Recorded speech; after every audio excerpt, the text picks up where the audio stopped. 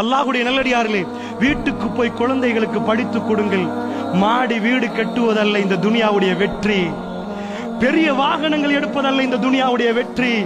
சஜதாவிலே விழுந்து அல்லாஹ்வுடைய நெருக்கத்தை பெற்றால் அதுதான் வெற்றி என்று சின்னத்திலே இருந்தே சொல்லுங்கள், சின்னத்திலே இருந்தே சொல்லுங்கள். அல்லாஹ்வுடைய வேத வசனத்தை ஓதுவதற்கும் படிப்பதற்கும் முடியும் என்றால் நான் கேட்கிறேன், உங்க குழந்தையை, என்னுடைய பிள்ளை உட்பட நாம் எல்லாம் என்ன நினைச்சிருப்போம்? பிள்ளையை பெத்தெடுத்தோட இந்த பொசிஷன், அந்த பொசிஷன், இந்த டிகிரி, அது இந்த மெடிக்கல் காலேஜ், அது இயல்பு. அல்லாஹ்வுடைய நல்லடியார்களே, ரசூலுல்லாஹ் என்ன சொன்னார்? அதாவது khairukum man ta'allamul Qur'an wa 'allama.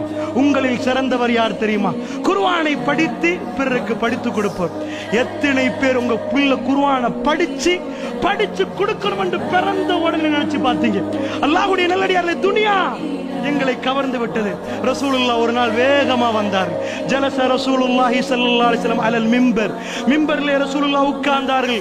வஜலஸ்னா ஹவ்லஹு, நாங்கள் ரசூலுல்லாஹ்வுக்கு சூழ உட்கார்ந்து கொண்டோம். ரசூலுல்லாஹ் ஒரு சின்ன உரை நிகழ்த்தினார்கள். இன்ன மிம்மா அகாஃபு அலைக்கும் மின் பஅதி, எனக்கு பிறகு மக்களே நான் பயப்படுகிறேன் என்று ரசூலுல்லாஹ் திடீரென்று வந்து உட்கார்ந்து விட்டு பயானை தொடங்கினார்கள். பெரிய பயான் அல்ல, இன்ன மிம்மா அகாஃபு அலைக்கும் மின் பஅதி, எனக்கு பிறகு மக்களே நான் பயப்படுகிறேன் உங்கள் விஷயத்தில் என்றார்கள். என்ன அல்லாஹ் ரப்புல் ஆலமீன்